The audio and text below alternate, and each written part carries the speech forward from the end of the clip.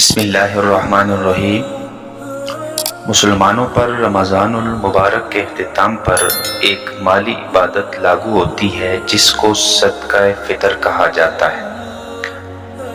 ناظرین، صدقہ فطر کے اغراض و مقاصد کیا ہیں، کس پر واجب ہے، کس کس کی طرف سے واجب ہے، کس وقت واجب ہے، اس کے لیے معیار کیا ہے، یعنی کس چیز سے ادا کریں گے، اور مصارف کیا ہیں، ہر ایک چیز پر انشاءاللہ ترتیب سے بات ہوگی۔ ویڈیو کو آخر تک دیکھیں، جزاکم اللہ۔ پہلی بات، صدقہ فطر کا پہلا مقصد کہ اس کی وجہ سے روزہ میں کمی کوتاہی کا ازالہ ہو جاتا ہے۔ دوسرا مقصد، روزے کی قبولیت کی امید بڑھ جاتی ہے۔ تیسرا مقصد، مساکین اور حاجت مندوں کے ساتھ تعاون ہوتا ہے اور وہ عید کی خوشیوں میں شریک ہو جاتے ہیں۔ دوسری بات، کس پر واجب ہے، تو یاد رہے صدقہ فطر کے وجوب کے لیے 3 شرطیں ہیں۔ نمبر 1، مسلمان ہو، غیر مسلم پر واجب نہیں۔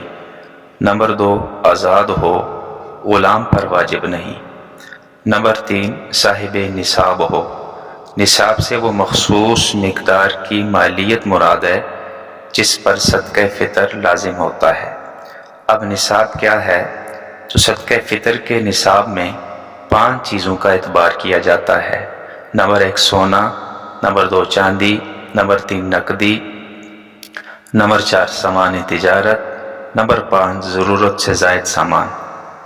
اب اگر ان میں سے صرف سونا ہے تو وہ 7.5 تولے ہونا چاہیے، اور اگر باقی چیزیں ہیں یعنی صرف چاندی یا صرف نقدی یا صرف سامان تجارت یا صرف ضرورت سے زائد سامان، تو ان کا نصاب 52.5 تولہ چاندی کے اعتبار سے ہوگا۔ اور اگر یہ ساری چیزیں مکس ہیں، سونا، چاندی، نقدی، سامان تجارت اور ضرورت سے زائد سامان، تو بھی ان کا اعتبار 52.5 تولہ چاندی سے ہوگا۔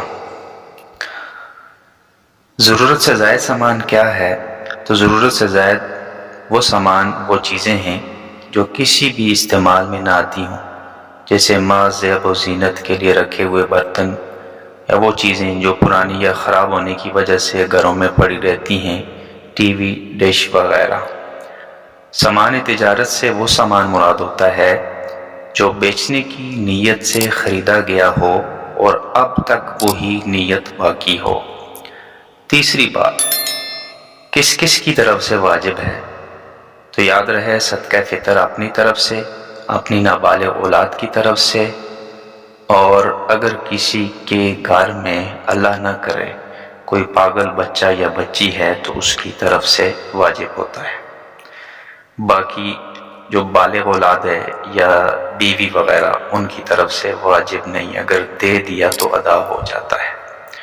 چوتھی بات، کس وقت واجب ہے، تو صدقہ فطر عید کے دن صبح صادق ہوتے ہی واجب ہوتا ہے۔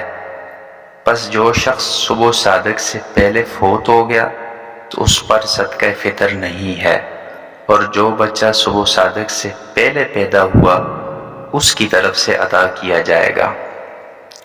اگر صدقہ فطر عید کے دن سے پہلے رمضان میں بھی دے دیا تو جائز ہے۔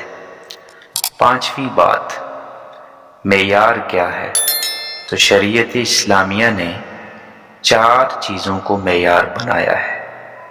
نصف سا یعنی 2.25 کلو گندم یا اس کی قیمت، 1 سا یعنی 3.5 کلو جو، کھجور اور کشمش یا ان کی قیمت۔ 6ٹھی بات، کس کو دیا جائے گا، اس کے مصارف کیا ہیں، تو یاد رکھیں صدقہ فطر غرباء اور مساکین کو دیا جاتا ہے، فقراء کو دیا جاتا ہے۔ فقراء اور غرباء وہ جو صاحب نصاب نہیں، مطلب یہ ہے کہ نہ ان کے پاس زکوٰۃ کا نصاب ہے اور نہ ہی دوسرا نصاب ہے، صدقہ فطر اور قربانی کا نصاب ہے، یعنی نصاب کے وہ مالک نہیں ہے۔ لیکن 3 شرطوں کے ساتھ۔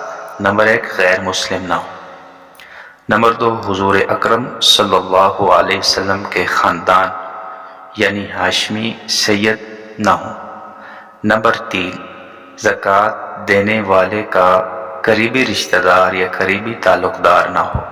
قریبی رشتہ دار جن سے انسان پیدا ہوا، والد والدہ، دادا دادی، نانا نانی، یا جو انسان سے پیدا ہوئے، بیٹا بیٹی، پوتا پوتی، نواسا نواسی، اور قریبی تعلق دار سے مراد میاں بیوی، یعنی یہ ایک دوسرے کو زکوٰۃ صدقہ فطر نہیں دے سکتے۔ اس کے علاوہ جو رشتہ دار ہیں مثلا بہن بھائی، بھتیجے بھانجے، چچا ماموں، خالہ پھوپھی، اگر وہ مستحق ہیں تو ان کو صدقہ فطر دیا جا سکتا ہے۔ اللہ تعالیٰ سے دعا ہے کہ اللہ تعالیٰ سمجھنے کی، یاد رکھنے کی اور عمل کی توفیق عطا فرمائے۔